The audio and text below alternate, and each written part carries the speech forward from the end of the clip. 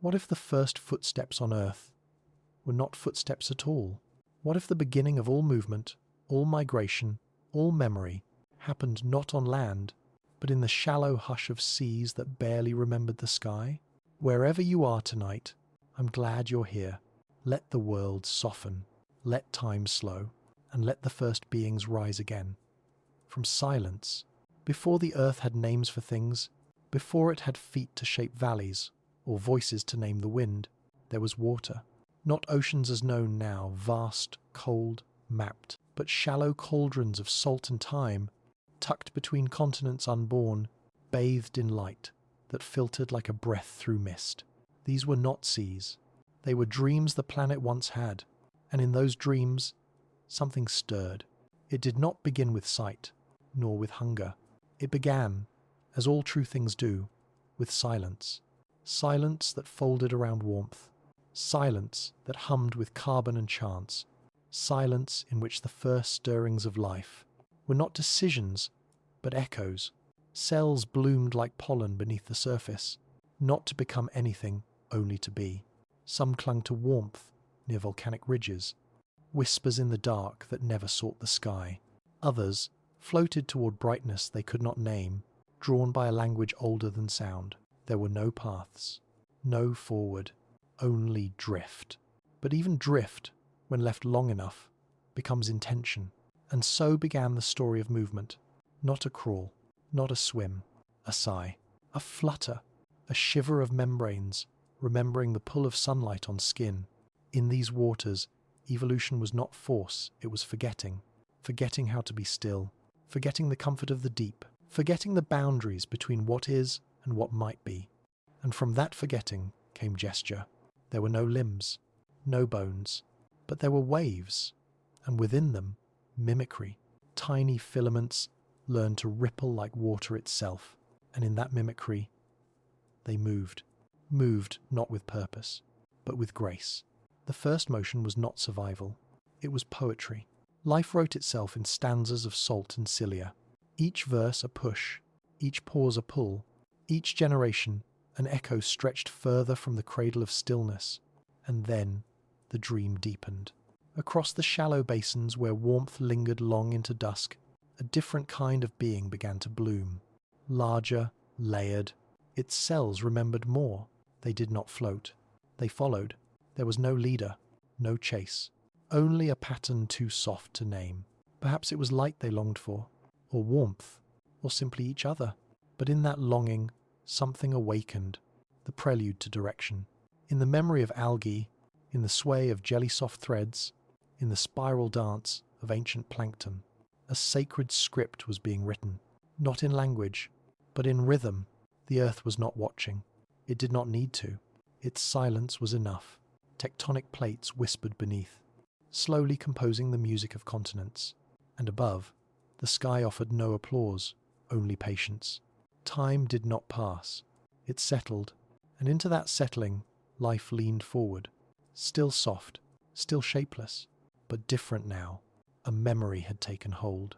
Not a memory of thought, but of motion, of what it felt like to reach. The ocean, once content to cradle, began to encourage. Currents shifted. Shorelines kissed new lands. Tides rehearsed the rhythm of breath. And in the shallows, life began to whisper to itself. Could we go further? Not faster, not higher, just further. Fins had not yet formed, but the idea of them had.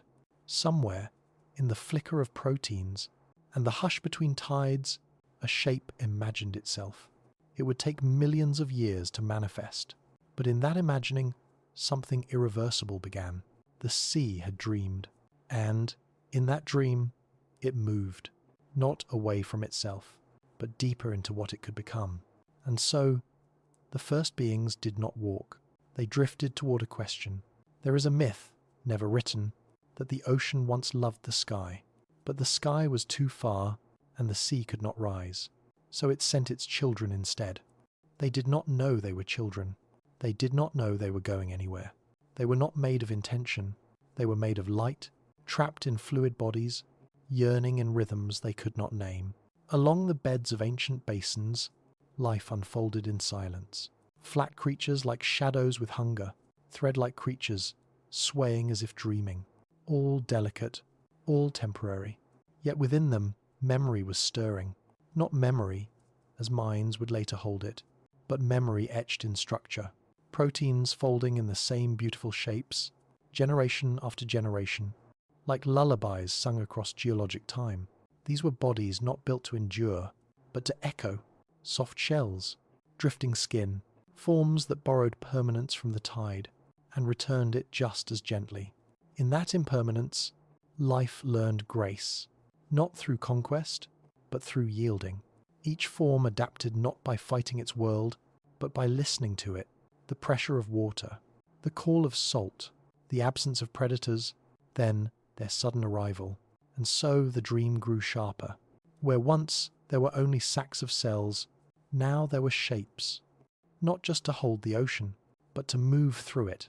Some creatures began to develop edges, not to separate, but to feel more deeply. Edges that rippled with light-sensitive patches. Edges that flexed, then folded, then twitched. One such being grew fins, not to escape, but to glide. Fins like oars in a moonlit bay, carving not paths, but possibilities. And what were those fins, if not the first breath of limbs? But nothing was rushed, nothing was sudden. Even time moved like sediment, slow, layering, almost still. And in that stillness, the ocean gave more. Currents became highways of opportunity. Tides opened and closed like doors, some days shallow, some days dry. And here, in this fragile margin, where sea flirted with sky, something strange began to take shape. Creatures that once drifted now began to press against the floor, press against themselves, press against the limits of what they had always been. Not walking, not crawling, just pressing. It was not locomotion, it was longing, a longing that settled in the joints, before joints existed, in the muscles, before muscles meant movement, an ache, so ancient it felt like prayer. It is here the earth paused, held its breath, and watched. From above, these creatures were meaningless, scarcely larger than shadows, their names lost to extinction, before extinction had a name. But the story they carried was not lost, for every twitch became a rehearsal, every glide a stanza, every trembling step across wet sand, more hesitation than intent, was a first draft of something the earth would one day call walking. But the earth did not speak, it whispered. It whispered through tides and minerals, through sunrises caught in tidal pools, through storms that stranded wanderers, in places with no return, not punishment, not reward, only invitation, and the beings, soft, luminous, blind to the future, answered, not with courage, but with curiosity, not with knowledge, but with remembering, for perhaps the ocean had always known, perhaps in every wave was the memory of hands, in every current the thought of spines, in every tide the beginning of breath. Flesh grew heavier, fins grew broader, gills strained where air brushed too close. And in that tension, not yet crisis, but something gentler, the dream began to fracture. Some would stay, some would go, not out of rebellion, but resonance. Something within their cells whispered, stay soft, but press forward. And in that whisper, limbs were born, not of war, not of will, but of water that dreamed of sky. But what the sea released, it never truly let go, for even those who would one day walk would always remember how to float. In the quiet light of an Ediacaran dawn, the world was neither young nor old. It was becoming. Shadows moved across silt, like forgotten thoughts. No eyes watched them. No minds named them, but something in the tide remembered them. They were not animals, not yet, but they were more than stillness, more than stone. Their bodies, soft as murmurs, pressed into seabeds like wishes, leaving behind ghostly imprints that would one day fossilize into memory. Those imprints were not footprints. They were pauses, pauses where life once wondered if it might continue.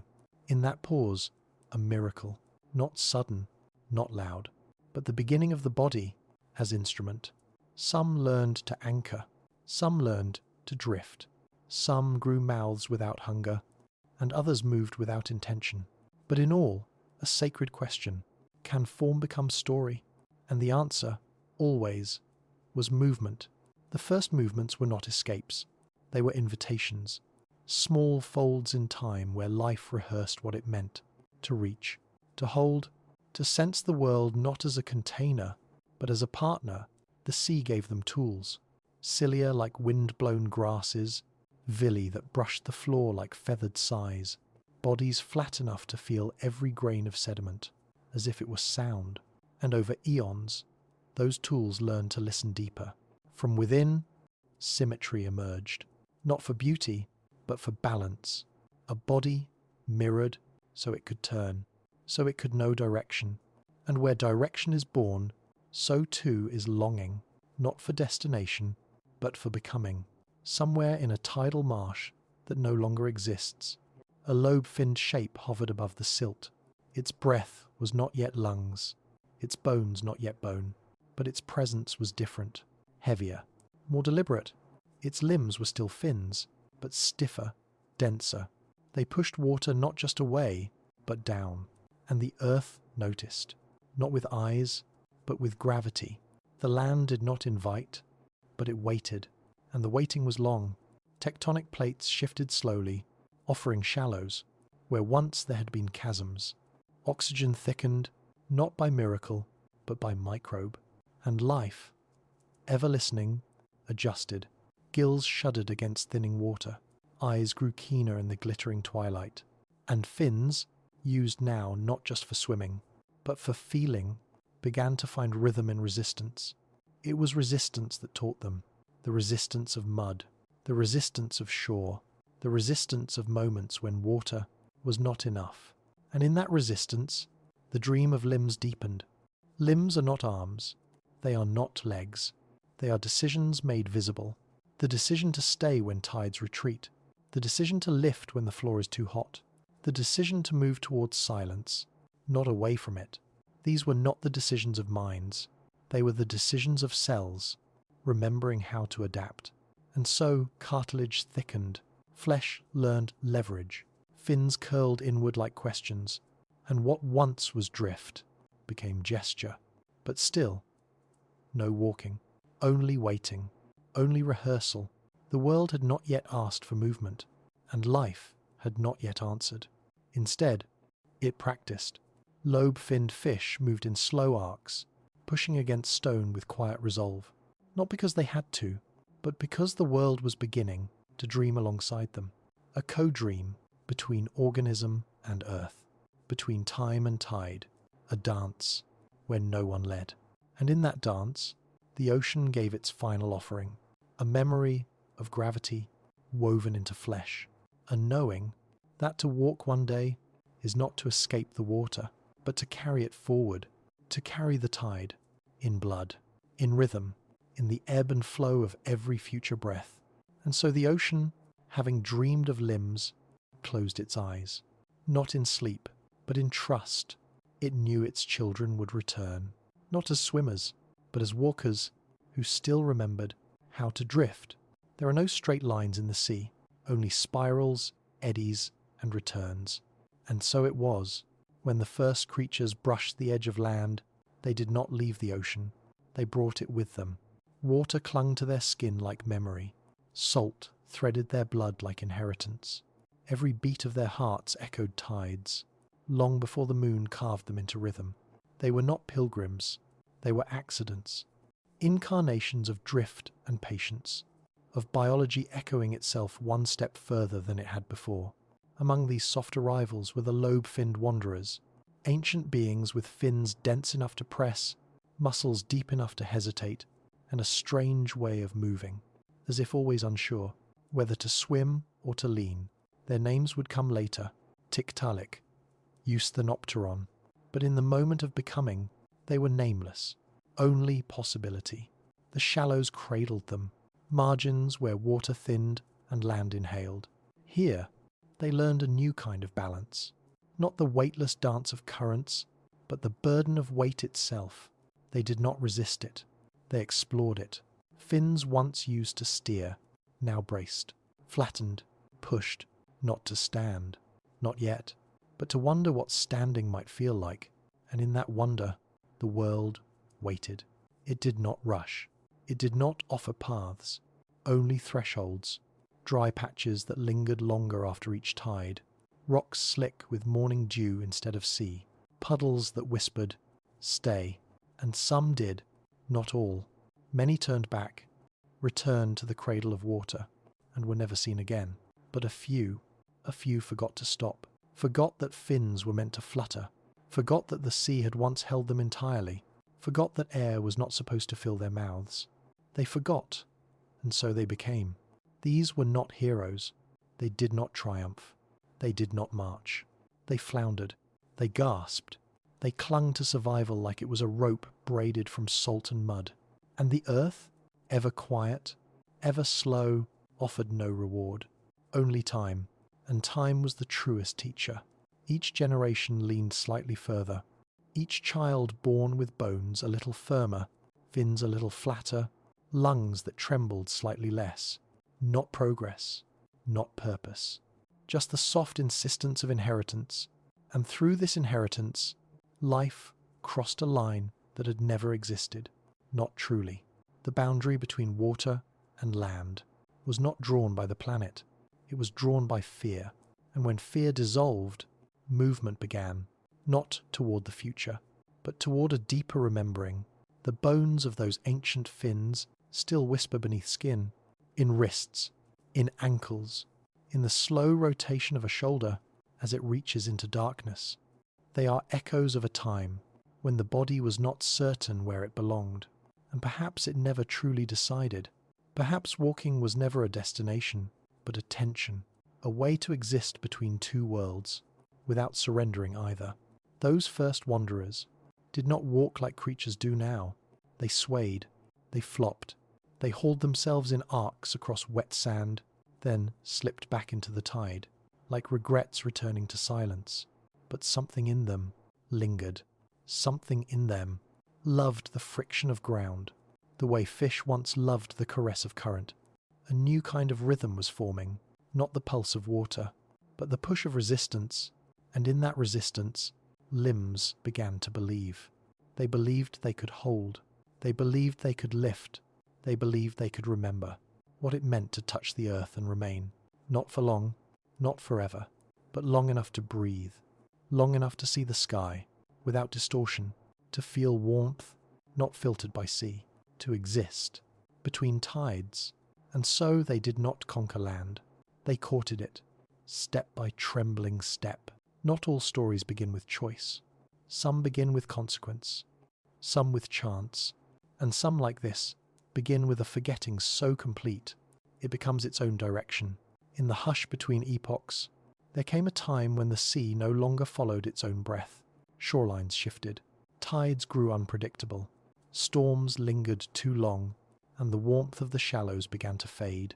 Those who had once danced through reeds of light found themselves stranded, not for hours, but for lifetimes, marooned in slow motion, not by catastrophe, but by suggestion. Pockets of water shrank into puddles, puddles into memory, and there, on the breathing edge of survival, the lobe-finned ones endured, not because they were stronger, not because they were smarter, but because they were already halfway between, half fish, half question. They bore within them the tension of all thresholds. They were not made for land, but land, indifferent and wide, made space for them anyway. The earth does not demand perfection. It invites iteration, and so each generation stumbled, a little less, held the ground, a little longer, pulled in breath, with a little more trust. Limbs began to thicken, ribs arched like prayer bowls, skulls stretched forward, not toward vision, but balance. These changes did not shout. They whispered through the marrow, and the bones remembered. Even now they remember. In amphibians, who fold their legs like ancient maps, in the arc of every newborn's crawl, in fossils pressed like questions into the stone, they remember a time when walking was not a given, but a gamble, a sacred wager placed, not on success, but on curiosity, For these beings did not evolve by climbing. They evolved by staying when the tide receded, staying when the air burned, staying when their bodies failed them, again and again. And in that staying, in that soft defiance, a new kind of story began, not of domination, but of intimacy. The intimacy of weight, of gravity not resisted, but learned. They practiced this intimacy in the mud, where water thickened to paste, and movement felt like memory struggling to wake. In those viscous cradles, they discovered leverage, not the speed of swimming, but the strength of pushing. Muscle met purpose, joint met rhythm, and motion, once fluid, became purposeful friction. This was not grace, not yet. It was awkward and beautiful. Like all beginnings, they moved not forward, but inward, exploring the capacity of their own frames. Each hesitant step, a rediscovery of place. And with each movement, a question lingered in the air. What if we didn't go back? What if the water inside us was enough? That question, unasked, unformed, sank deep into their lineages, and some answered it with permanence. Their children never knew the pull of current, never tasted brine, never floated free in Mother Sea. They were born of tide, but built for ground. And yet, they never stopped carrying the ocean, in their chemistry, in their tears, in the salt left behind on their skin after sleep. For what is evolution, if not a remembering done in reverse? A way for the past, to echo through form instead of language. And so, these creatures became the first to truly stay, to rest on stones warmed by sun, to wait for insects, newly born from their own dances with land, and to feed on what once felt unreachable. Still no predators, still no chases, just silence, punctuated by breath. They learned to listen to this new silence, to the stillness of air, the softness of wind, the pressure of ground, beneath a belly no longer buoyed by sea. They did not call it land, they did not call it home, they called it nothing, and in that nothing they belonged. They belonged because they did not demand it. They accepted, adapted, allowed, and the earth, in its slow, circling way, responded. It offered rivers, it offered ferns that unfolded like sleep, it offered shade and insects and rain, and slowly it offered permanence, not in a day, not in a generation, but in the length of time it takes for stars to forget their names. And so the Finns forgot too, forgot to turn back, forgot to drift, forgot the language of current and sway. But what they forgot in form, they remembered in structure. The bones of those ancient fins, the radius, the ulna, the fragile mirror of symmetry, still exist in the bodies of all who walk, including the listener, drifting now toward rest. There is a silence deeper than absence. It is the silence that follows change too slow to notice, yet too vast to reverse. In that silence, the earth turned softly. Continents shifted, not in leaps, but sighs, and the light, always the light, stayed constant only in its hunger. It was not the light of fire, nor the light of stars, but the light that filters through leaves unborn, the light that reflects off scales like memory, the light that once met eyes too new to understand seeing. Those who lingered in the margins, the in-betweeners, began to glimpse that light from a new angle, not beneath, but above, from dry stone, from fern-covered slope, from the cradle of air itself, and in that light, limbs began to find purpose. They were no longer just for pressing. They reached, they adjusted, they explored terrain that shifted beneath their weight. It was unfamiliar. It did not yield like water. It bruised. It scraped. It did not welcome, but it also did not forget. Land held the memory of everything that had ever touched it. Every print, every pause, every twitch of a fin becoming foot. It kept them all, pressed into stone, like lullabies trapped in amber. One such lullaby, a faint impression left in Devonian shale, a creature neither fish nor frog, its limbs awkward and wide set, its spine low, its mouth uncertain. It did not run, it did not leap, it rested, and in its resting, it marked the earth forever. That fossil would one day be found, not by its kin, but by descendants so distant they had forgotten they were related. And yet, when held in hand, it would feel familiar, as if some part of the body remembered, not in thought, but in structure, what it meant to begin. But in the time of that creature's living, no such awareness stirred, only breath, only hunger, only the rhythm of lungs, learning how to sing beneath sky. The lungs, the lungs, not an invention, but a return. They had always been there, hidden like secrets, beneath the gills' machinery, not needed, not trusted, until one day they were, and once called upon, they did not whisper, they opened wide, like mouths swallowing light, like wings never meant to fly, but suddenly remembering how. The breath was shallow at first, more hope than function, but the body followed the breath, and the bones followed the body, and the earth, witness to all, waited.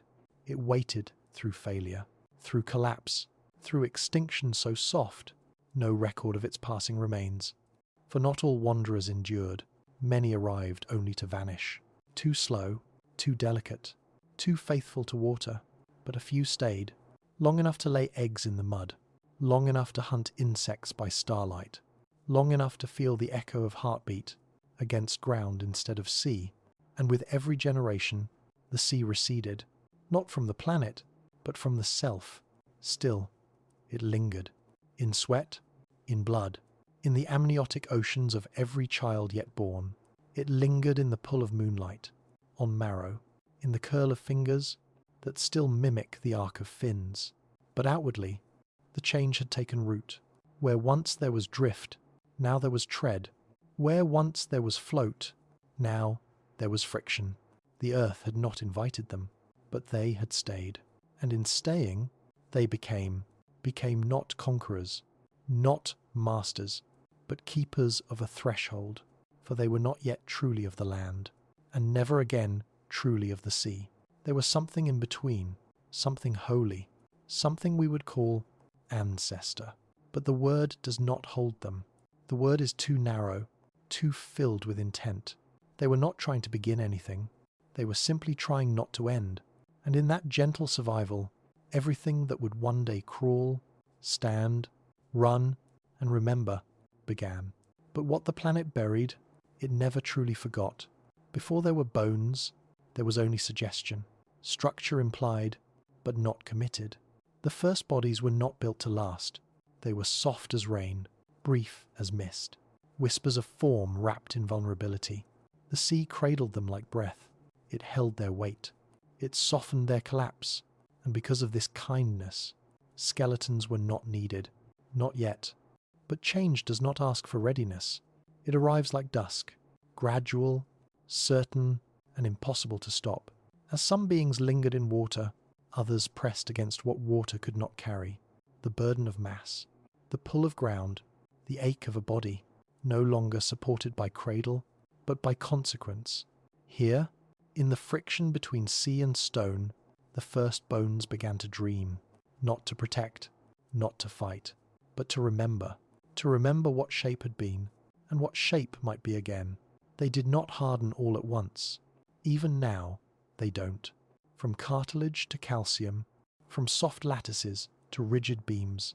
The process was not a revolution, but a confession, a quiet admittance that even the most fluid forms must carry memory, and memory, like time, requires scaffolding. The earlier skeletons were not visible. They formed deep within, in shadows beneath muscle, behind gills, wrapped in layers of softness that knew how to yield. They were gentle things, more poem than pillar, but they learned. Every stumble across a dry rock, every collapse beneath the weight of air, taught the body what it needed, not just shape, but trust. For a skeleton is not merely support, it is belief, the body's belief that it will continue long enough to need endurance.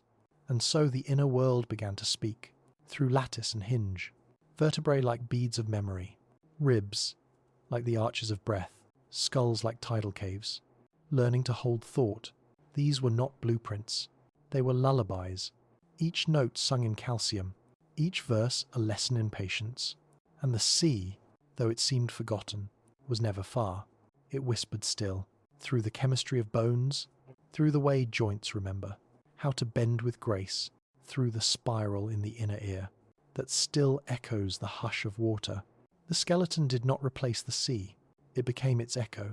And in that echo, a new language was born, the language of leverage, of balance, of articulation. Fins no longer merely moved, they pivoted, lifted, held, shoulders widened to bear weight. Pelvises anchored the first hesitant steps. Hands, though not yet called such, began to explore not just forward, but downward, toward the ground, toward permanence. It was not speed that mattered, it was stability, and bones offered this. Not perfectly, not immediately, but increasingly. The earth noticed. Where once it had cradled only marks of soft life, it now bore the records of those with spine. Fossils with structure, skeletons curled in final sleep, still holding the story of their living, in each ridge and seam. These were not monuments, they were testaments to the dream of shape, to the possibility of rising, and even as extinction swept many away, as it always does, the bones remained, sleeping in strata, waiting in stone, patient as driftwood. Each vertebrate that came after carried a piece of that patience. In the curve of its back, in the cage of its breath, in the hinge of its gaze, for even sight requires support.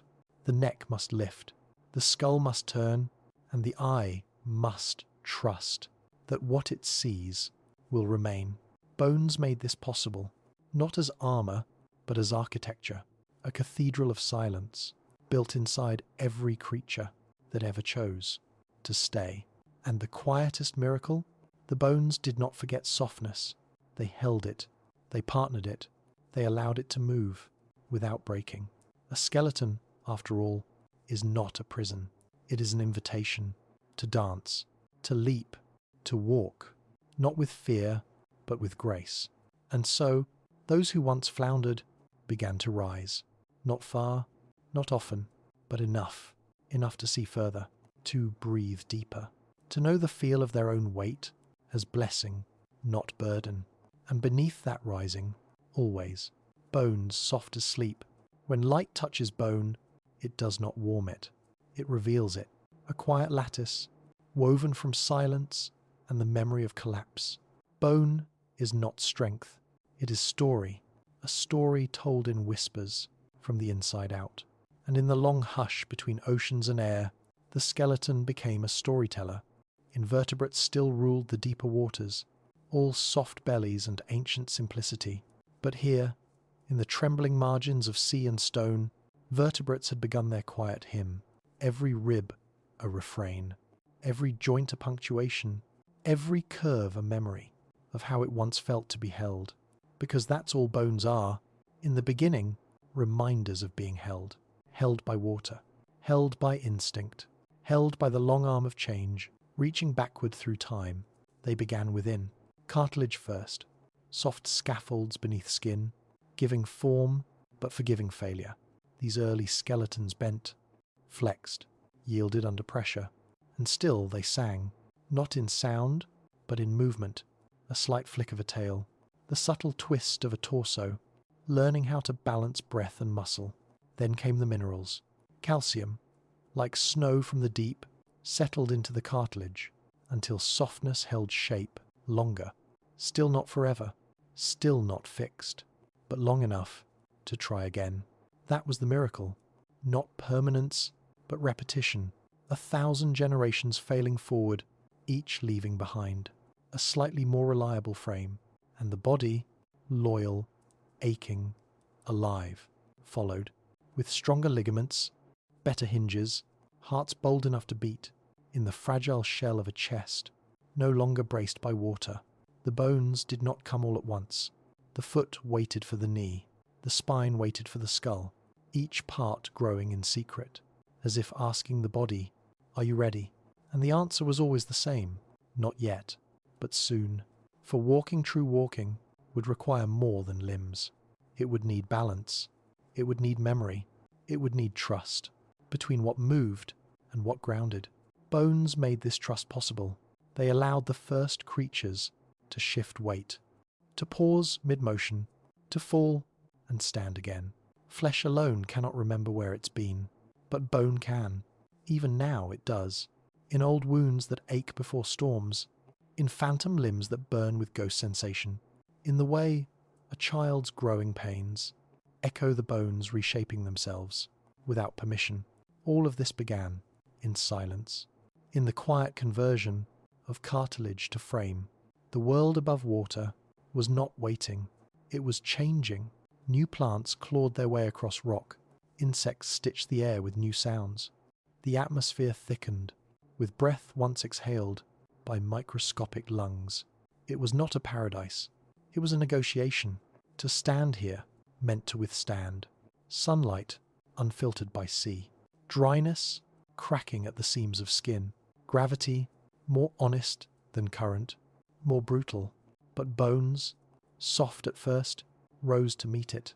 Each vertebrate a small refusal to vanish, each movement a prayer offered through marrow. And still they did not leap, still they did not conquer.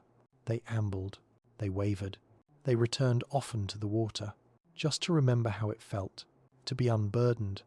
But each time they came back to land, they stayed a little longer, and in those extra moments, those extra breaths, bones learned boldness.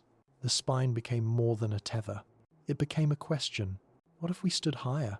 And in standing higher, sight reached further, air reached deeper, time slowed down.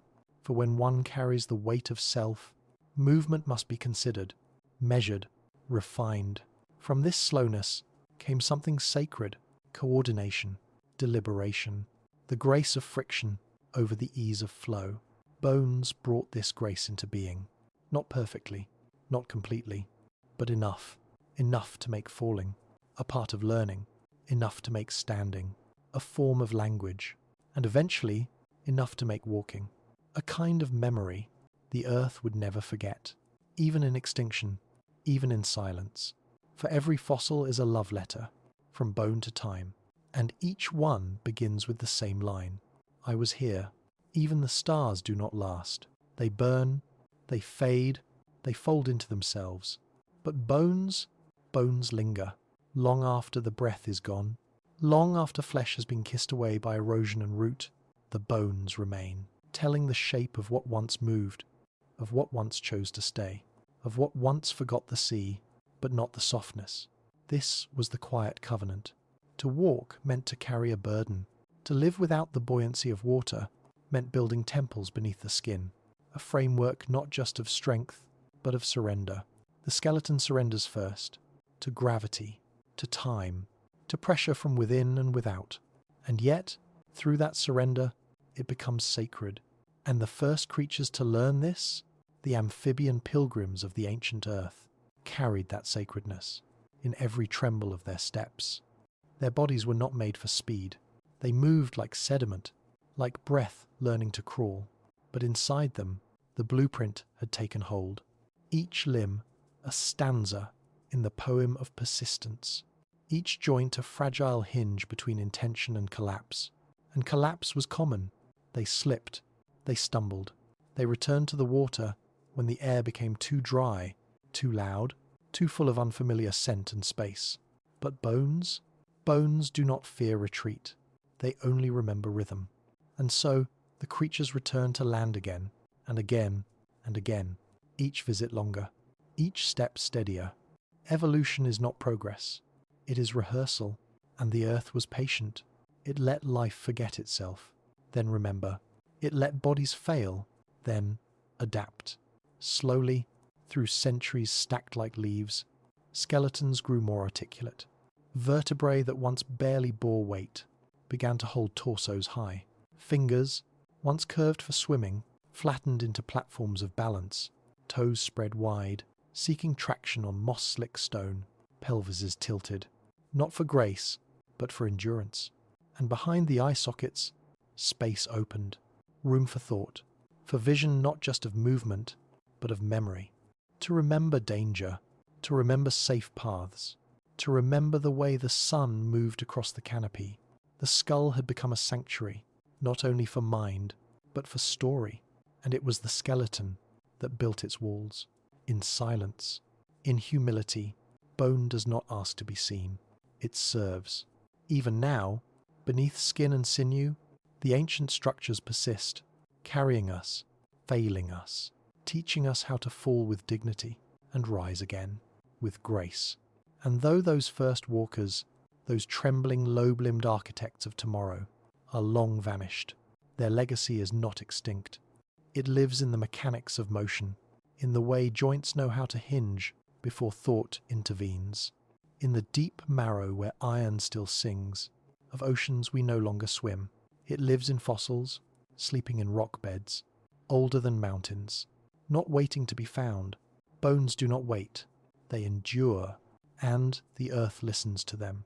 Each fossil a verse in the slow psalm of resilience, each imprint a word in the language of persistence. These bones did not chase power, they carried presence, and presence, in its quietest form, became destiny. Because what is walking, if not the declaration, I will bear the weight of who I am? And what is bone, if not the covenant? I will remember for you. The sea could no longer cradle them, but the skeleton could. It held not just the body, but the longing within it, the longing to rise, to witness, to belong, not only to water, but to world. And so, walking was born, not out of invention, but out of memory made material. Muscle would flex, lungs would breathe, but bone would carry the shape of the dream. And even in death, it would not let go.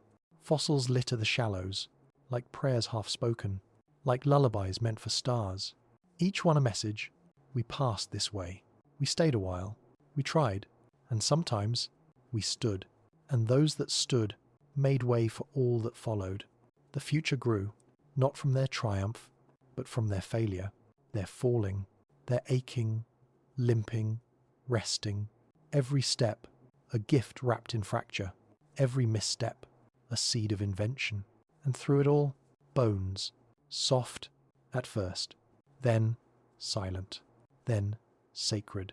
Before eyes ever opened, light was already speaking, not in colour, not in shape, but in warmth, in the subtle hum it left on flesh, in the way it stirred molecules like memory, in the way even the blind algae leaned toward it, as if remembering something they had never seen. It began, like everything does, quietly. A shimmer felt more than known, a pull without language. The earliest cells had no faces, no vision, but they had skin, and skin, that sacred threshold between world and self, could feel. Light seeped into it, like a voice through fog, not shouting, but whispering across the surface. And something in those cells listened.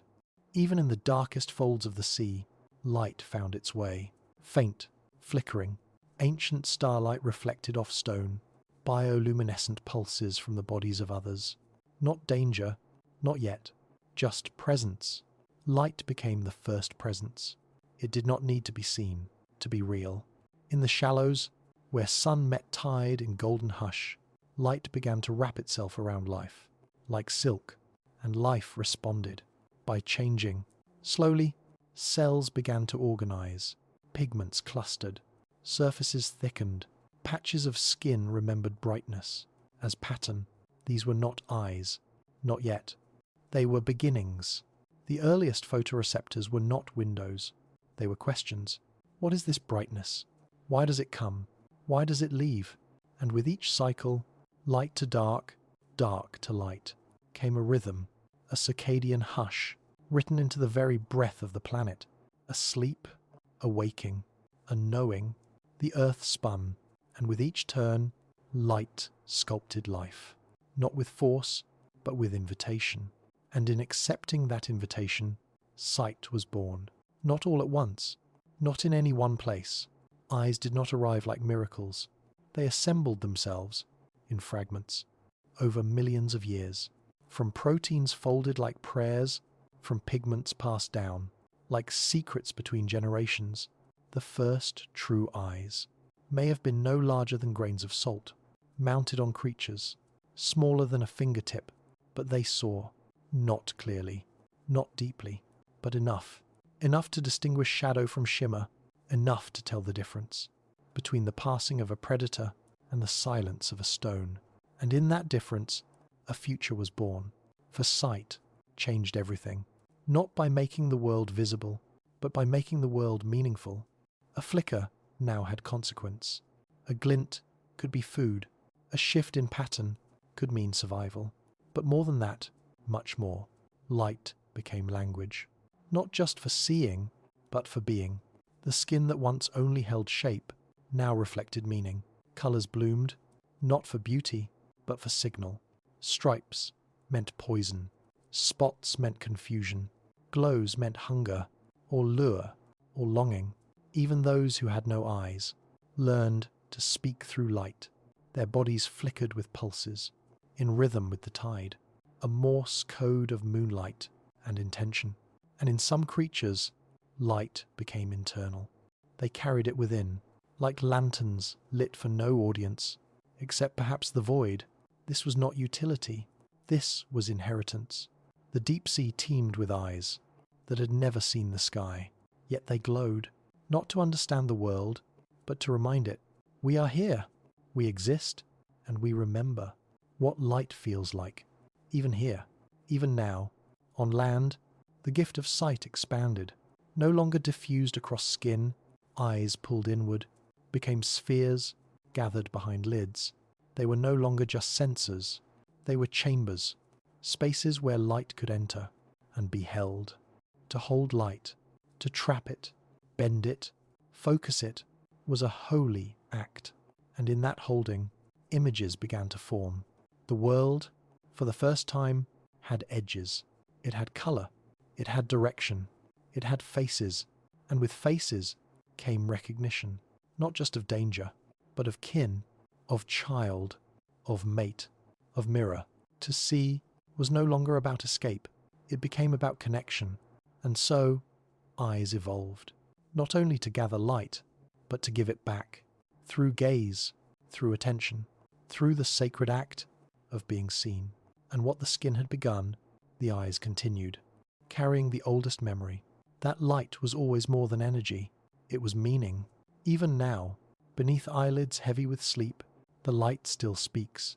In dreams, in flashes behind closed vision, in the way waking feels like emergence from a deeper sea. We do not remember our first sight, but our bones do, our cells do. They carry still the legacy of a world, lit from within. Light does not hurry, it does not command, it arrives, soft as breath, patient as tide, older than the first cell, yet gentle enough to pass through skin. In the time before language, before eyes grew depth or definition, light was already shaping futures.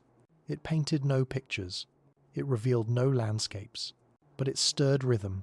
Creatures began to move, not by instinct, but by the shifting sky. Day followed night, warmth followed cold, and the earliest minds, not yet minds at all, began to anticipate. A flicker meant dawn, a dulling meant dusk. Time had found its body. Circadian breath rose through the mud, through the reeds, through soft-bodied wanderers, whose lives unfolded like sleepwalks through silt. And with this rhythm, light became something more, not just seen, but felt, not just felt, but known. And when something is known, it changes everything. Photoreceptors deepened, complexity unfolded. What once was patch became pigment. What once was scatter became focus. The simple awareness of light grew direction, toward the source, toward motion, toward meaning. And where awareness bloomed, so too did choice, to turn, to hide, to chase. For light was not only signal, it was information. It carried the silhouette of threat, the shimmer of prey, the pattern of belonging. And in the blur of that knowledge, the world sharpened. Clarity began not with the eye, but with the pause the breath held between light and response. That breath was the birth of seeing, not just perceiving, but interpreting. And so the eye, now spherical, wet with clarity, became a tide pool for light. It held the image briefly, let it ripple across retina, transformed it into something the body could follow. Light became action, a glint of scale, the snap of a jaw, a shadow above, the dive into sand. But in between these moments of need, light became something quieter, a curiosity. Eyes began to linger, to gaze, to hold light, longer than necessary. Why? Because perhaps the world was beautiful. Even then, not in the way it would later be named. No sunset, no iris, no colour, just sensation, echoing through form. The gold of morning on fern, the blue hush of rain on stone, the ripple of light through a shallow pool, where ancestors once dreamed of limbs. This beauty was not observed, it was absorbed, taken into the body, like warmth, like memory, like breath. And beauty, even in its softest form, changes the path of life. Beings began to evolve not just to survive, but to engage, to be seen, to be bright, to display, to signal. Colour was no longer camouflage. It was conversation, stripes warned, flares invited, eye spots confused, patterns delighted. Skin became voice. It glowed, it blushed, it darkened in fear, paled in surrender, flickered in joy. And in some, the light returned inward. Photophores shimmered from within. Bioluminescence carved through the abyss, like remembered starlight. Why shine in darkness? To say I am here. To say I am not alone. To say I remember what the sky once felt like. In deep oceans where no sun reached, creatures carried constellations inside them, maps of light, drawn not to navigate, but to exist, to continue, to affirm. And on land, the conversation shifted again. Sunlight became form. It grew leaves, then forests. It shaped the colour of eggs, the pattern of feathers, the pigment in petals, meant only to be noticed. Evolution had become performance, and the audience was light. Those who saw it better lived longer. Those who displayed it well were chosen. Those who became it were remembered. But none of it began with ambition, only with skin, with warmth, with the hush of dawn on something soft and living. Sight, as it matured, did not erase the memory of skin's conversation with light. It layered it. Even now, humans blush without will. Tears shimmer not for function, but for feeling. Pupils widen, not only in darkness, but in awe. Eyes still echo their watery origins, round like tide pools, reflective like moonlit bays, fragile, vast, unfinishable, and light. The oldest voice still speaks through them. We do not simply see, we are seen. We are changed by what we witness. A glance can soothe, a gaze can wound. A flicker of recognition can bind two lives with nothing more than the pause between moments. All of this from the first shimmer on a single cell to now, to this, the eyes that close in rest tonight carry in them every light that ever spoke through skin. Even now, in the quiet before sleep, light lingers behind the eyes. Closed lids cannot silence it. Retinas still shimmer. Cells still murmur. Dreams still bloom in colour. We no longer need to see, because the eye does not stop seeing. When darkness falls, it begins remembering. The first light was never seen. It was felt. And so, in sleep, we return, not to images, but to echoes, to memories shaped by a world that glowed long before fire, before thought, before the shape of a question. And those memories, deep in the folds of brain and blood, are not human. They are planetary. Once, eyes opened for the first time, not as awakening, but as invitation, and the world changed, not all at once, not with drama, but with recognition, where once there had only been the pull of current, and the whisper of scent. Now there was presence, a silhouette on the sand, a flicker at the water's edge, a glint where a ripple should not be. These things meant something. And so, the world became legible, not written, not spoken, but read, by eyes too new for names, by creatures too ancient for speech, but they understood the difference between motion and stillness, between light and shape, between self and other, and in that difference, connection. The eyes were not just tools, they were mirrors. To look was to reflect, to look back was to belong. The creatures of the shallows, those soft-limbed inheritors of water and breath, began to use this new gift, not only to survive, but to find one another. Sight became the bridge between solitudes, and through that bridge, the world became relational. Now, eyes needed protection. Eyelids formed, sockets deepened, tears came, not only to cleanse, but to comfort. Even now, our eyes fill. When the heart cannot bear its weight alone, it is not a flaw, it is the body remembering. That vision is not separate from feeling. They arrive together, and they remain inseparable. Eyes also began to shape the body. Predators faced forward, their gaze sharpened, their focus narrow. Prey, too, adapted, eyes on either side, scanning wide, catching every twitch of grass, every whisper of danger. And in this, the gaze became more than awareness. It became power. To see was to anticipate. To see was to choose. To see was to act before the world arrived. But beneath the sharpness, beneath the evolution of predation and precision, remained the softness. Eyes, for all their adaptation, never ceased being instruments of wonder. The earliest fish to breach a sunlit pond did not know fear.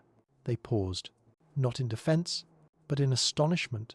The glimmer on the surface, the refracted world above, the light that burned but did not touch. These were new mysteries, and mystery, always, is the oldest form of seeing. To see and not understand is not failure.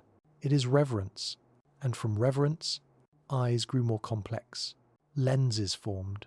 Iris rings danced like aperture moons, cones and rods. Light's smallest interpreters hummed into being. Night vision, colour vision, depth. The world unfolded like a scroll of radiance. The forest became not just shadow, but story. Each rustle a shape, each glint a path, each glimmering drop of dew, a prism of possibility. And so life moved forward, through light, every step guided, by brightness or its absence, every movement shaped, by what the eye could bear or forgive. And in the darkness, eyes did not falter. They adapted. Some grew wide, others shrank away. Some disappeared entirely, and returned to skin, feeling once again what sight had replaced. For light is not always generous. It exposes, it consumes, it blinds. And so some creatures chose shadow. Their eyes became whispers. Their bodies shimmered in ways only the abyss could understand, because the absence of light is still a conversation. And darkness, too, speaks in gestures. The flick of a fin, the pause of a glow, the slow ascent of a shape from a deeper trench. Even without sight, life reads. It always has. But for those who chose the day, who climbed into the forests, and across the stones, the eye became a compass, a painter, a singer of wavelengths, a maker of colour, and colour, the language light invented, began to seduce the world. Plants turned green, flowers exploded in spectrum, birds donned sunrise across their wings, beetles bore armour like oil on water, eyes drank it all in, like children at the edge of a new world. To see was no longer about survival, it was about joy, to witness, to share, to remember. Even now, the world is shaped by what is seen. We build our stories around what light allows. We tell ourselves we understand, because we have seen, but the oldest eyes knew better. They knew that light does not explain. It invites, and the eye, that sacred window of ancient tide, remains not as a tool, but as an offering. To look at the world is to join it, to let it enter, to let it shape, to let it echo in the softest chambers of the skull. And so, tonight, As eyes close once more, as lids fall like the hush of dusk, remember, the first eyes never closed. They drifted into dark, trusting that light would return, and it did. The tide does not remember. It returns, but never to the same shore. It rises, but never for the same reason. It leaves behind nothing but rearranged silence. And in that silence, life once bloomed and disappeared. The world has never been gentle with its children. It loves in cycles. It teaches through loss. It creates with abandon and forgets with equal ease. In the ancient shallows where limbs first stirred, where light-kissed skin and lungs began to dream, something else was happening, something quieter, something erasing. Not all who walked would continue. Not all who reached would remain. Some forms came briefly, like thoughts between sleep and waking, and were gone, before the earth could name them. Extinction, to us, feels like ending. To the planet, it is breath. The Cambrian had offered a bloom, an explosion of possibility, shapes unthinkable. Soft forms, armoured giants, creatures with eyes on stalks, and bodies like folded origami. But most of them are gone, not vanished, folded into stone, folded into silence, folded into the dreams of those who came later and wondered what had been. Their fossils lie like secrets, pressed in shale. The only evidence, that wonder once wore different skin. These beings were not failures. They were drafts, sketches in the margins of Earth's long manuscript. And the tide, ever turning, swept them away. Not out of cruelty, but out of rhythm. It gave and it took, and in that exchange, new space was born. For extinction is not erasure, it is preparation. When something vanishes, the world does not mourn. It rearranges. It opens cracks in ecosystems. It shifts, balances. It whispers to the remaining forms, grow, try, begin again. And they do, not in defiance, but in continuation. The first vertebrates to walk the land shared it briefly, with a chorus of forgotten cousins, many-legged marvels, jawless swimmers, armoured pioneers. Some disappeared with barely a trace, others left echoes. The trilobites, once so many they darkened the seafloor, now sleep in stone. Brachiopods that pulsed like beating hearts became whispers beneath cliffs. Eurypterids, giant scorpion shapes, ruled with quiet confidence and were undone by time and change.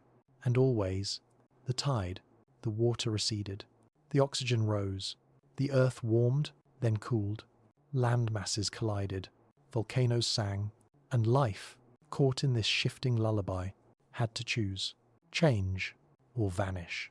Most vanished, but some, a few, changed. They did not do so heroically. They did not understand what was coming. They simply endured. A slightly stronger lung, a more flexible limb, an eye better suited to twilight, and so they passed through what others could not. Each extinction, a gate. Each survival, a story. But the stories the Earth remembers are not always the ones we find. The fossil record is not a library. It is a dream. Fragments, hollows, impressions of what pressed against time and left just enough behind to whisper. There are entire lineages we will never know. Entire songs lost to erosion and fire. Entire symphonies of biology that bloomed only once and were never repeated. And still, life moved forward, not despite the loss, but because of it.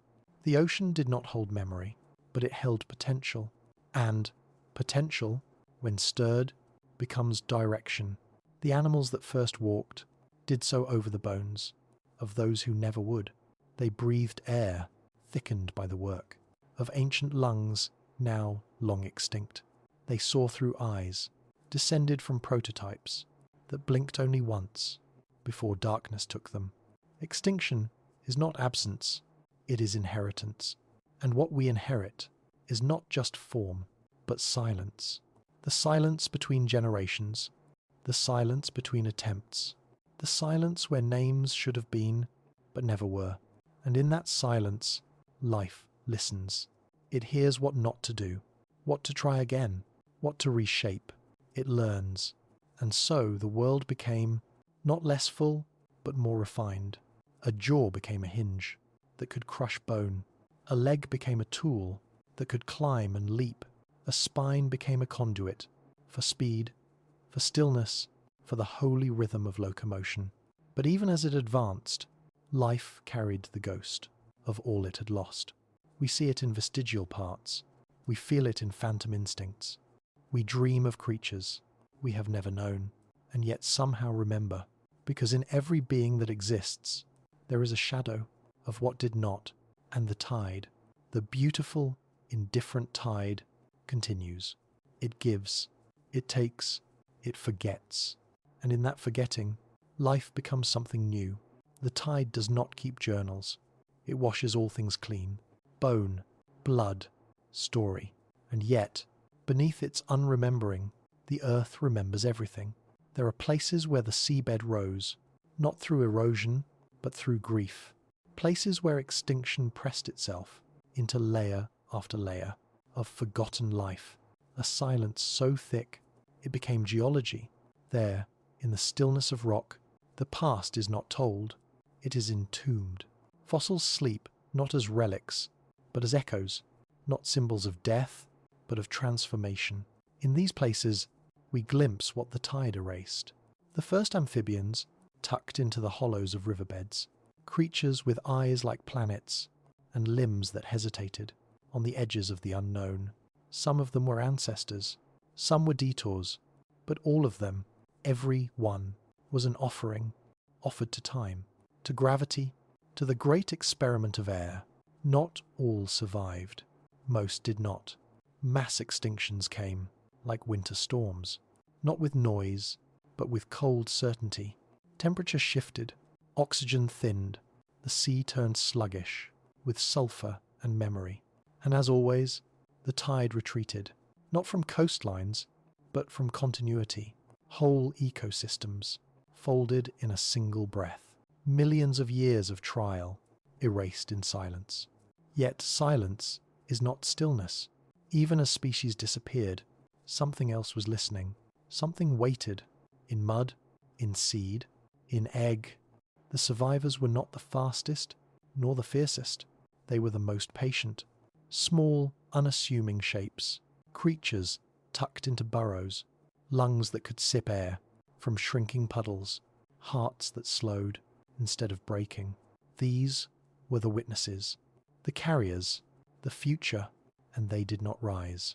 Like champions, they crept from the hollows of catastrophe, carrying within them every lesson the vanished had paid for. Extinction did not end the story. It cleared space for its retelling, and in that space, limbs grew stronger, spines lengthened, lungs deepened. Eyes looked not just forward, but upward. Something ancient had fallen, but something persistent was rising. The earth did not mourn the lost, it built upon them. Sediment by sediment, life rewrote its code. Each new species, a revision. Each adaptation, a whisper back to the ones who came before. You mattered. Even if you're gone, you mattered. And the tide kept moving. It did not pause. It did not hesitate. It did not acknowledge the footprints vanishing beneath its return. But in that very erasure, it made space for the next ones. Those who would leave deeper prints, more lasting bones, louder hearts. The silence between waves is not empty. It is possibility. And in that possibility, life continued.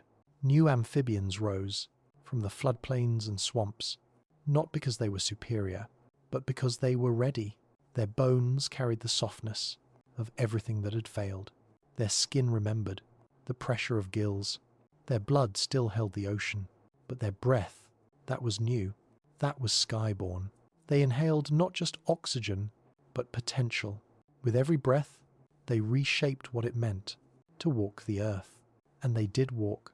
Poorly, at first, with limbs too wet, with joints unsure of their names, but each step settled into soil that remembered how to hold it. And the earth, beneath all its erasures, cradled them. Even as it forgot the ones who came before, it remembered how to hold the next. That is the nature of this place. It forgets names, it forgets faces, but it never forgets how to hold. The tide comes and goes, the fossils rise and fall, but the weight of each footstep echoes forward. Even now, even here, we walk on their bones. We breathe what they built. We carry in us the rhythm of the waves that never looked back, because the tide does not remember, but we do. And in our remembering, something sacred persists, a knowing, deep in the marrow, that what came before was not lost, only folded, beneath silence. The sky did not begin as blue. It began as burden, thick, suffocating, a blanket of gases too dense for breath, too wild for lungs. It wrapped the earth, not in warmth, but in waiting, waiting for change, for chance, for something small and tireless to rise from water and begin to rewrite the air. Because the sky was not always ours. It was not empty. It was not kind. It was filled with the breath of stone, carbon, methane, sulfur, gathered from the planet's earliest fires. This sky, the one that leans above us now like memory, had to be built, not by gods, by algae. Microbial, invisible, unaware of what they were shaping. They rose in the shallow seas and gave the atmosphere a gift it did not ask for. Oxygen. At first, it was too much. Oxygen did not feel like life. It felt like poison. It burned. It corroded. It changed everything it touched. And so, the first great extinction came, not by meteor, not by ice, but by breath. The ones who could not endure it vanished. The ones who could, they adapted. They learned to use the fire instead of fleeing it. Inside their cells, mitochondria bloomed, coiled remnants of ancient bacteria, now repurposed, to feed on this strange volatile sky. The world brightened. Slowly, the haze thinned, the air cleared, sunlight reached the ground, without distortion, and the sky, now tasting its first true light, waited. It waited for lungs, because light alone is not enough. It must be inhaled, not just seen, lived. And lungs, like limbs, did not arrive suddenly. They unfolded from gills, from bladders, from pockets of air, trapped where water thinned. The first breath was not a gasp. It was a surrender, a slow agreement between flesh and air. I will let you in. And the sky, after billions of years of waiting, was finally received. It poured into soft throats, with all the reverence of something ancient, meeting something new, and breath became story, not just function, meaning. For with breath came voice, and with voice came the possibility of calling the world into being. But before song, before word, there was only the hush, of lungs learning their rhythm, of bodies rising from mud to stand under a sky that no longer choked. The plants helped. They opened themselves. They drank sunlight, split water, gave back air. Forests would come later, but even the first moss was a cathedral, green, not for beauty, but for sacrifice. They offered themselves to the atmosphere again and again, asking nothing in return, but time. And time, as always, listened. The air shifted. More oxygen, less haze, the first hints of ozone. The sky began to glow, not with threat, but with invitation. Birds were still dreams, mammals not even whispers, but already the world was reaching upward. Trees stretched, insects grew wings, eyes turned to the canopy, as if remembering something they had never touched. And beneath it all, the amphibians, those keepers of threshold, breathed deeper. Their lungs strengthened. Their skin, once open to water, began to close. A separation was forming, not from sea, but from dependence. Air could now be held, carried, shared with young, too fragile to breathe on their own. And in that sharing, something sacred emerged. Responsibility. Breath, once taken, could be given. from parent to child, from body to body, from past to future. The sky was no longer distant. It was intimate. It curled inside the ribs. It whispered through windpipes. It echoed in heartbeat. And life, newly untethered from tide, learned to rise, not far, not yet, but enough to see the world from slightly higher ground, to scan the horizon, to listen to the wind and understand it as language, to walk and breathe, and know that what fills the lungs is older than the stars. Because oxygen is not just air, it is ancestry. It is the memory of algae, the gift of ferns, the inheritance of silence. And the sky, that patient, waiting witness, at last became a partner, not watching, breathing with us. The sky was never empty. It only seemed that way. To the first eyes, to the first limbs lifting from the silt, it stretched above like mystery, vast, unreachable, a ceiling of light without edges. But even before breath was possible, even before leaves could bloom or lungs could rise, the sky was becoming something that could hold life instead of stifling it, becoming something that could welcome instead of warn. And that becoming took time, a kind of time the body cannot comprehend, a time not counted in years, but in layers, in sediments, in the slow dance of gases, exhaled by microbes, inhaled by forests unborn. For the sky is not wind, it is memory, suspended, and in those early eons, it remembered chaos, it remembered fire, it remembered storms that never ended, rains of metal, atmospheres so thick that light had to crawl. But it also remembered change, the slow work of green, the hush of photosynthesis, singing in molecules, the tireless generosity of algae dreaming oxygen into being. And so it cleared, not in a moment, not in a miracle, but like dawn, the kind of light that arrives, one breath at a time. And as it cleared, the earth lifted its face, rocks crumbled into soil, rivers meandered, the first roots took hold, and from the depths of these changes, lungs rose. They were not inventions, they were invitations. The atmosphere had made a promise, to nourish, to hold, and life, in return, opened, tiny air sacs, thin walls of skin, a branching of pathways, like the veins of a leaf turned inward, each breath a blessing. The body didn't yet know it needed, and as lungs deepened, so did life. Creatures no longer had to cling to the edge of water. They could carry it within them, moisture in the eyes, salt in the blood, memories of ocean, repackaged for land. And with this shift, the body changed. No longer shaped by currents, it began to shape itself against gravity. Chest cavities expanded, rib cages unfurled, like wings not yet imagined. Hearts beat slower, but stronger. Every pulse a conversation between earth and sky.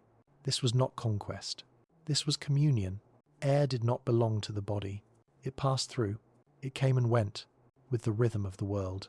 And breath became ritual. Inhale, receive. Exhale, release. Inhale, belong. Exhale, remember. And still, the sky waited. Not for one species or one moment, but for life to listen, to realize it was not alone, because air is shared, always. There is no private breath. Every inhale carries the ghosts of all who have ever lived, carbon from ancient ferns, oxygen from a forgotten swamp, particles from a storm that circled the globe long before names were spoken. To breathe is to join the earth's memory. And so the sky opened itself to all who would rise, to insects who stitched it with wings, to birds who would come much later, dreaming of thermals and horizon, to mammals who would raise their heads and call the clouds familiar. But in the beginning, it was only the wind, the touch of air on skin, the rustle of grass, not yet named as sound, and those first creatures, fumbling through fern and shadow, felt it like a calling, something vast, something above, something new. They did not look up in awe.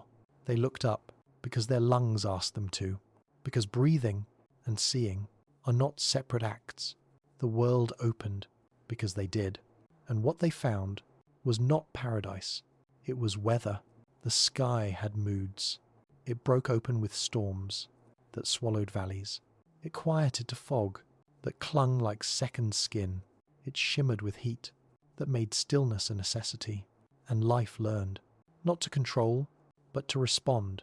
The shape of nostrils changed, skin thickened, hibernation was invented. The body became a reader of sky, and the lungs, those silent translators, kept pace. Through drought, through wind, through days of breathless sun, and nights of silver frost. And still the breath continued. It was the only promise the earth had ever kept. Inhale, continue. Exhale, let go. And all the while, the sky watched. Not distant, but wrapped around every leaf, every limb, every fragile life that dared to stay. It did not hurry. It did not command. It became home. And those who lived beneath it, who breathed it, who carried it into the deepest chambers of their bodies, they became part of it. And in time, they forgot that it had once been unkind, because what the sky erases, it also heals. And what it waits for, it welcomes. Time does not begin. It accumulates. It settles into the folds of skin, the ridges of stone, the soft marrow of limb. It is not a river. It is not a clock. It is a weight. And the first to walk upon the earth did not pass through time. They carried it in bones that once floated in silence, carried it in lungs that once trembled at the edge of breath, carried it in eyes that had seen both sea and sky and learned to love both.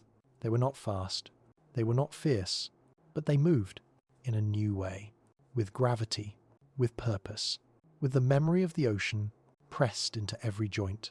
They did not walk as we walk. They did not follow paths or measure distances. They stepped because stepping was sacred, because to lift a limb and place it upon the earth was to make a mark where none had been before. The earliest walkers, amphibians that bore no names, only impressions, moved across landscapes still soft with moisture, landscapes that had never known the weight of visitors. And when they passed, the ground remembered, not for long, just long enough for another to follow. And in that following, time began to ripple, not forward, but outward. For to walk is not to go somewhere, it is to begin recording. The earth, once silent, once untouched, now had a memory, not spoken, not written, but pressed into mud, into ash, into the ever-thickening layers beneath the surface. Every footfall, a sentence, every hesitation, a question. The bodies of these first walkers were strange, still part fish, still wet with the past. Their limbs jutted wide, elbows brushing moss. They pulled themselves forward as much as they stepped, chests low, heads heavy. But they moved, and in moving, they joined the long procession of time made visible. Their children would move differently. Their bones would reshape. The limbs would narrow, lift, balance. Spines would arch. Joints would rotate. Gaits would emerge. Lumbering, hopping, pacing, gliding. But it began here, in that first uncertain shift from water's hold to land's resistance. It began with friction, because land does not yield. It pushes back, and to walk upon it is to learn how to meet resistance without breaking. That is what the first walkers mastered. Not grace, not speed, endurance. They walked not away from the sea, but toward the unknown, toward forests still unfolding, toward predators not yet born, toward climates that would try to unmake them.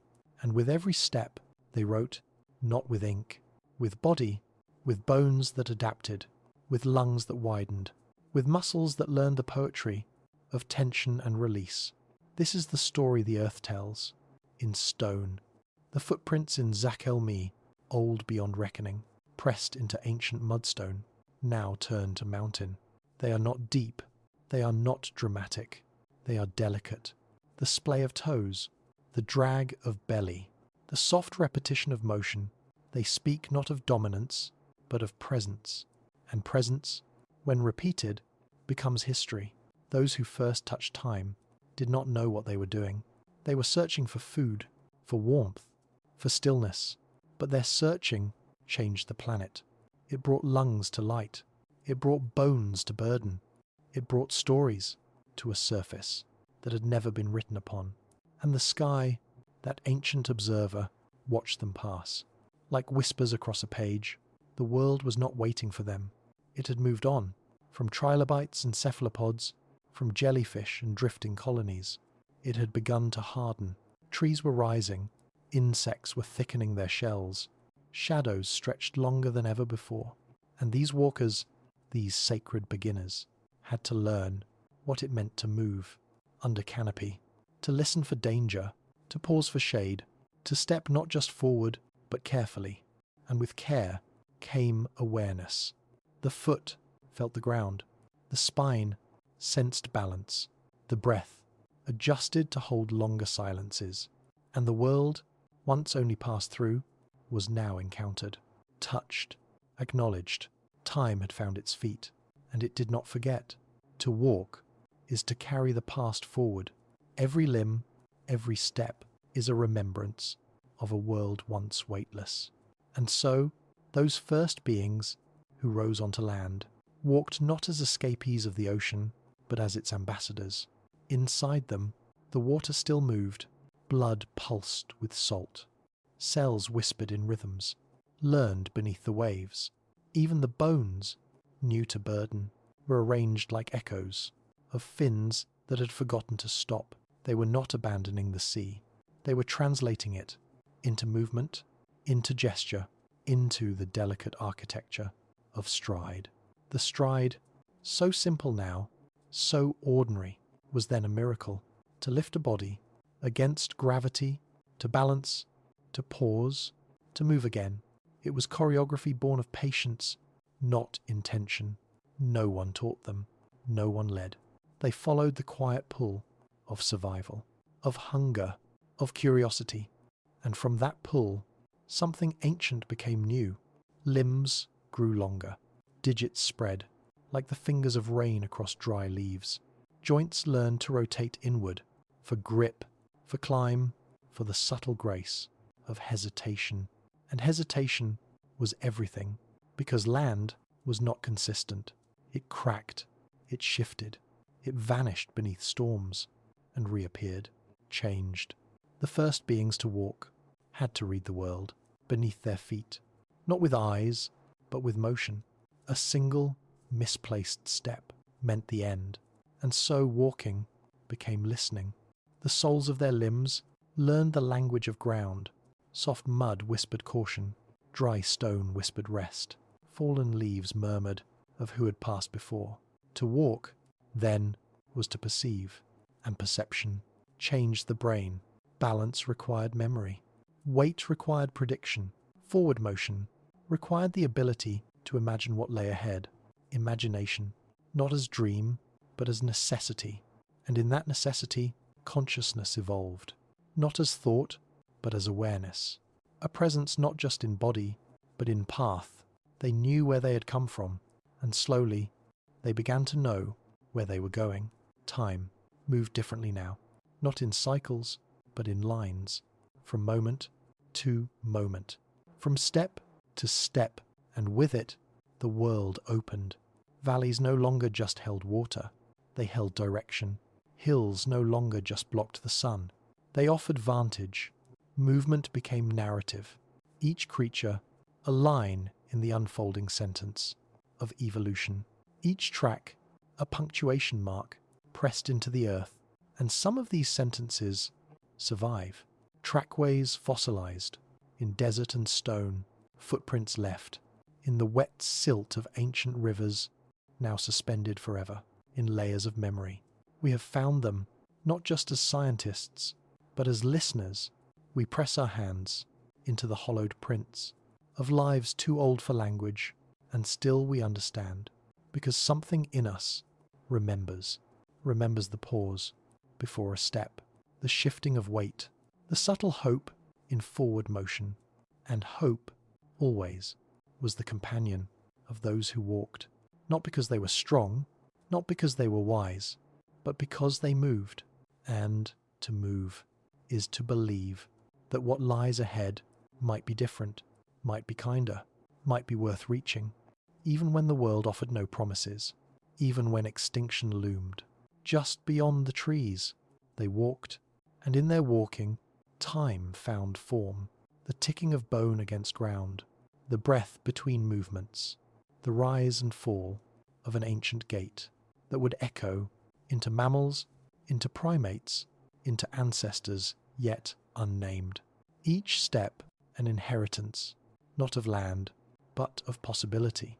And even now, when we walk alone at dusk, when our feet trace paths, pressed by generations, when the world grows quiet, and the rhythm of motion becomes soft, we feel it, that presence, that echo, the earth beneath us, once welcomed beings, who carried the ocean within them and walked anyway, and in doing so, they touched time, not to control it, not to escape it, but to remind it that life is not measured by stillness, it is measured by movement into the unknown. Time, once walked upon, becomes irreversible.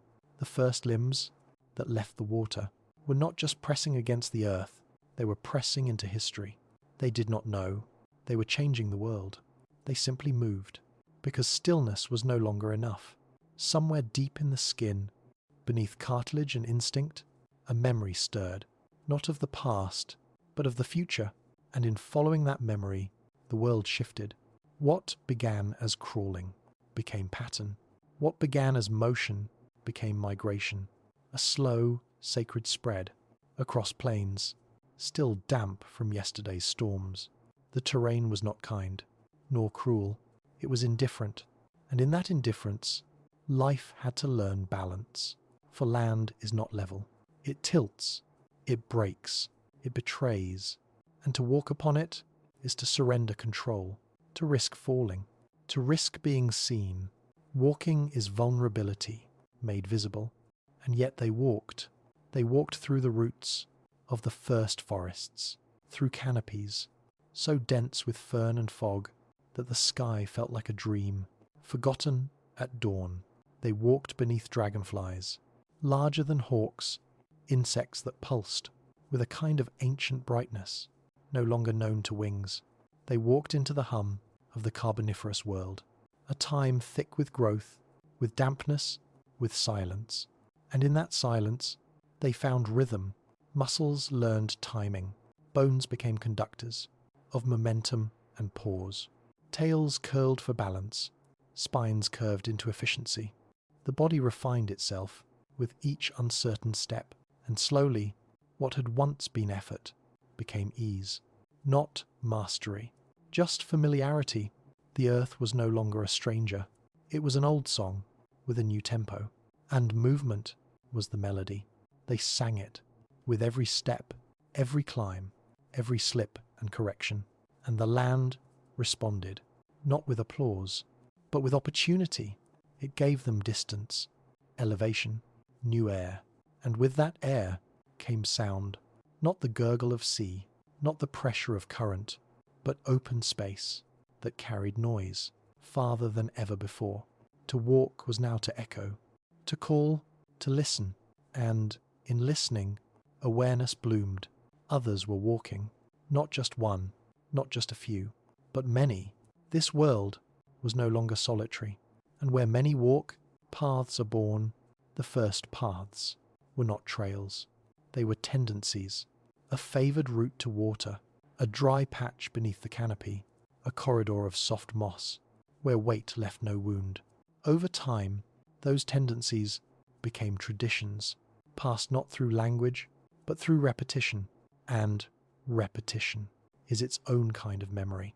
A muscle can remember what the mind forgets. And so it was. With those who first touched time, they moved through the earth with reverence, not because they understood it, but because they survived it. And in that survival, they left impressions that lasted longer than they did. Fossils not only of bone, but of behaviour, a pause here, a pivot there, prints that revealed the slow evolution of not just form, but thought. Because to walk is to decide, and decision, even at its most instinctual, is a kind of intelligence, not of words, but of awareness. Awareness of risk, of terrain, of proximity, of self. And from self-awareness, something unexpected emerged. Care, not just for movement, but for others. The fossils tell us this too. Adults walking beside young, tracks slowing to match smaller strides, bodies sheltering each other in the same depression of mud before a storm swallowed them whole. This was not strategy, it was tenderness. And tenderness marks the beginning of time not just carried, but shared, because shared time becomes story. And story is what endures when breath is gone. Even now, in the way feet move across sand, in the way trails wear through grass, we echo them, not consciously, but deeply, because our stride is their gift. Our balance, their refinement, our hesitation, their memory. We walk because they learned how. We stand because they fell first. We hold space because they once pressed silence into ground and let it hold them. Time does not move forward. It folds, and within every fold, a footprint, a moment, a being that moved, because staying still was no longer enough, and in moving, touched something no one had touched before. The future. The future is not a place. It is a consequence, a tide that rises from the quiet decisions of creatures who never knew they were choosing. The first to walk did not know what they were becoming. They did not know that their limbs would become blueprints, their bones the architecture of ambition, their breath the beginning of voices they only knew. The pressure of the ground, the ache of joints, once light as driftwood, they only knew the subtle pull of somewhere else. Forward, always forward, even when forward was only a single hesitant step. And still they moved, through forests dense with fog, across stone worn smooth by rain. They crossed ridges where the sky came too close, and valleys where the earth still steamed with memory.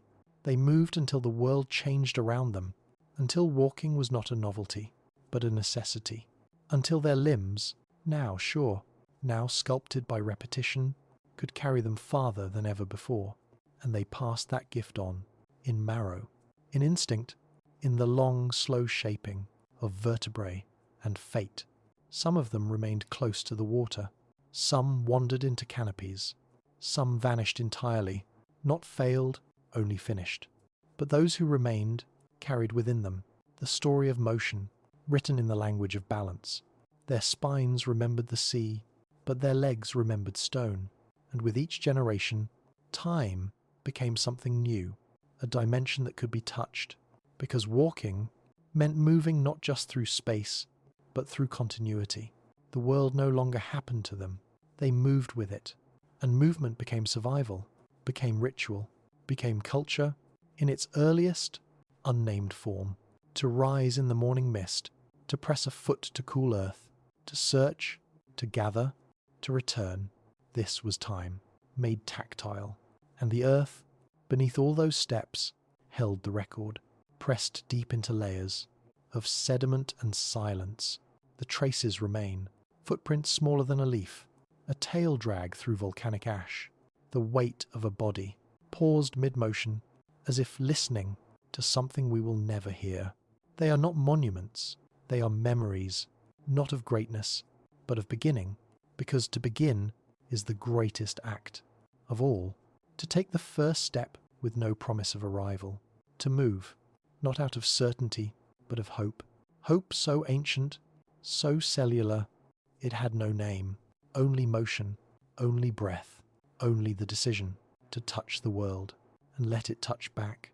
Even now, every step we take is part of that lineage. Every muscle that lifts a foot, every pause, every sway, it echoes with the memory of those who once rose from water and entered time. And time that vast unfolding, that ancient tide has never let them go.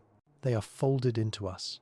In the way we walk, in the way we rise after falling, in the way we leave traces and call them stories. We are not separate. We are sediment, layered with memory, carved by motion, held by gravity and grace. And when we rest, when the walking pauses, when night gathers at the edge of the sky, we return to stillness, to the softness of beginnings, to the dream that walking once was. Because before we ever moved, we drifted. Before we ran, we swayed. Before we touched time, we belonged to water. And even now, beneath skin and purpose, we still do. The sea is not behind us. It is within us, in our salt, in our sway, in our longing. We walk because we remember. We walk because we forget. We walk because something ancient asks us to, not with words, with rhythm, and in each step we carry the first ones with us, not as fossils, not as facts, but as presence. And so, as the last light fades, as the tide of thought slows, as breath returns to rhythm, remember, the first to walk did not walk alone. They walked with the world, and the world walked with them. Some truths are not lost. They are simply folded beneath silence, waiting for the footfall that remembers how it all began. What if the first footsteps on earth were not footsteps at all? Perhaps they were questions, pressed into the body, carried through breath, and answered one slow step at a time.